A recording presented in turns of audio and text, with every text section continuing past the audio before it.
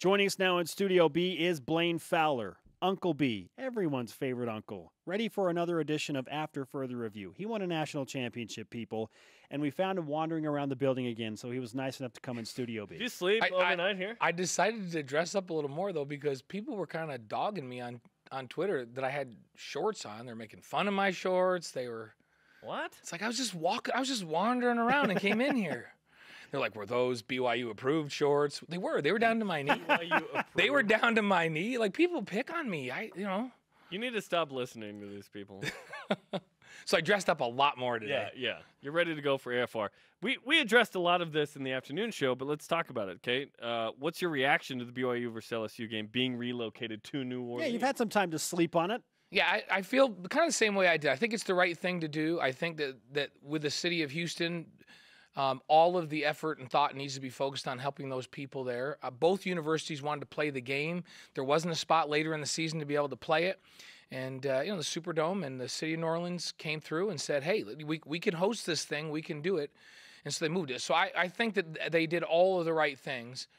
It has a big impact on the fans. The more I think about it, the more I realize that it's, as I was trying to scramble and rearrange airfares and all that kind of stuff, and I'm a guy that's flown 2 million miles with Delta, so they really accommodate me trying to change things.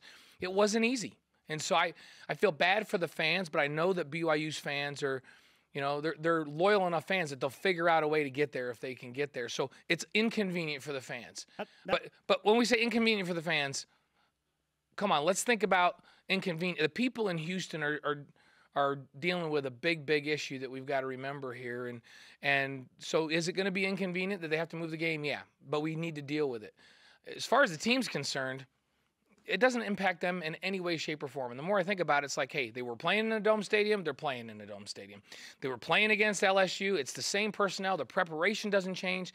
They leave the same day, they get on the same charter plane. They kick off at the same time. So it has zero impact on the players, other than they may have maybe a little bit fewer fans in the stands there at the Superdome. And LSU may have a few more because it's within driving distance.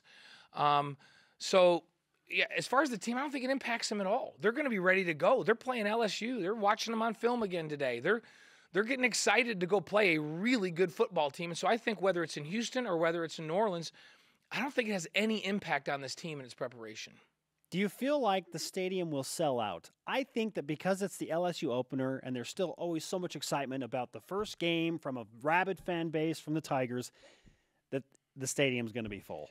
Well, we know that stadium seats 73,000 folks, and certainly LSU's fan base, they get 100,000 plus at home games. This game is closer to Baton Rouge than the Houston game was. Now there's some logistics things. We noted last night on the show that LSU, they had to get their refunds back and then kind of repurchase tickets. So they're going to have to go through a little bit of inconvenience. I think LSU will have more folks at this game than they would have down in Houston. So will it sell out? I don't know, but they will certainly have a pro LSU crowd. It will be a home game for LSU on the road. It would have been in Houston, too. And I think it'll be very much like the Oklahoma BYU game in Dallas in Jerry Jones' facility when they opened up college football for the first time in that stadium.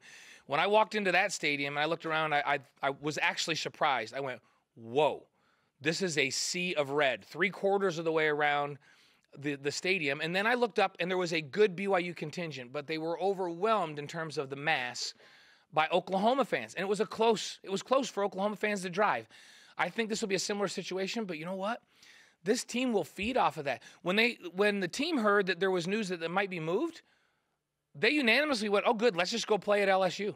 Let's go play in front of 100,000 LSU fans and let's feed off of that energy. And it's something you can do. I'll never forget when we walked into the stadium at Georgia to play Herschel Walker in that game.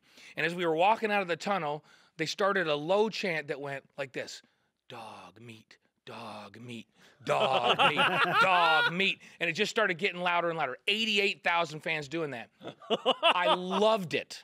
We loved it. It was like, yes, this is what you play for, to go to an opposing stadium and have 88,000 people call you dog meat. And you get fired up for it. It's easier to do that than to play, in a stadium that's dead or where you're on the road and your fans number the same as their fans. I'm telling you right now, the Cougs will be way more fired up than a road game at Cincinnati. Or this is what you play for, to play a historic program, and whether it's in front of all of your fans or in front of all others, a hostile crowd is kind of fun. You can get some energy from it. 2 games are coming to my mind when I think about this game, and I want to get your thoughts on this. One is the Michigan game. To me, this is the best team maybe that BYU's played since Michigan in 2015, and that was the worst game BYU's played in a long time. So there's that. And then the other one is the Missouri game in 2015. There were a lot of distractions that week with what was going on campus. President, Chancellor resigns. Gary Pinkel announces he's going to retire. It was like, what is going on? So much distraction. Who knows what role that played in the game, but I felt like it did play a role. So I'm interested to see, one, how BYU competes. This is a benchmark kind of game, okay?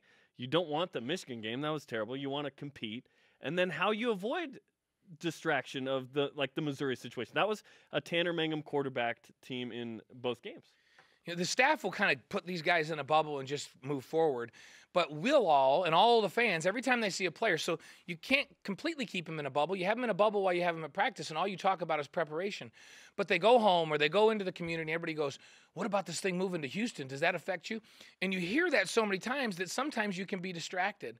And so the coaches have to continue to emphasize, guys, this doesn't matter. This is the same prep, to keep them focused on what the task is, and that is to analyze what they need to do, to go through in their minds over and over and over again the plays that they're going to make against the players that they're going to see, and focus solely on that, not where it's at. So I would admit that there's going to be a lot of distraction because everybody in the outside world wants to know if this is a distraction. You don't think it's a distraction, but when you hear it asked of you for the 27th time, then you're thinking, wait, should this be a distraction?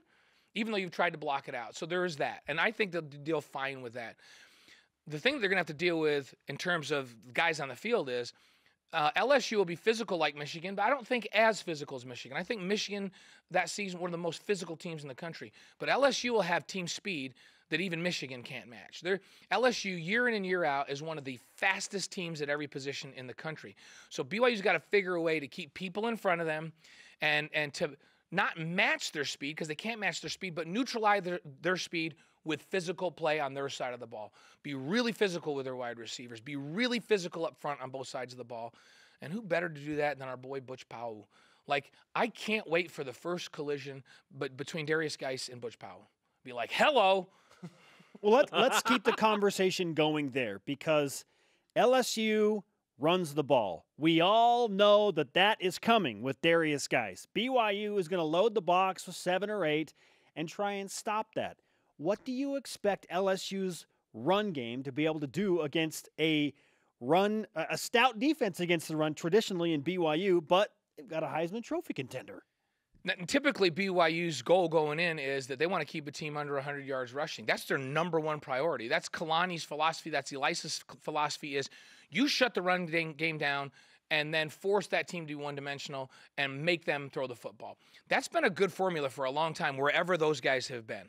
And so but my expectation is a little different against LSU with Darius Geis and with a veteran offensive line. And I look at it and go, okay, if they can keep this team under 150. Yeah, I'd feel great about that. Then I think they got a really, really good chance to be in this ball game and have a chance to win if they can keep them under 150 yards rushing. That is a big task. This guy, Darius Geis, is an explosive football player.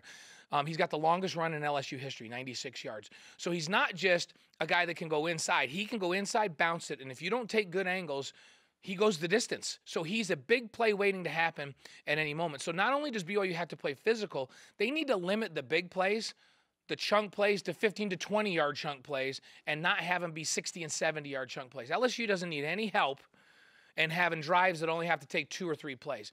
So the idea is you keep everything in front of you, you make them throw the ball underneath, you rally to the football, you make them just dink and dunk it in the throw game, and you make them grind it out in the run game. And if they're going to score, you're going to make them go 10, 11, 12, 13 plays.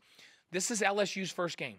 If they have to go 13 plays, they're going to look like BYU did last week. They're going to have a chop block penalty. They're going to put the ball on the ground. They're going to have a holding penalty. They're going to line up wrong. They're going to have a motion penalty.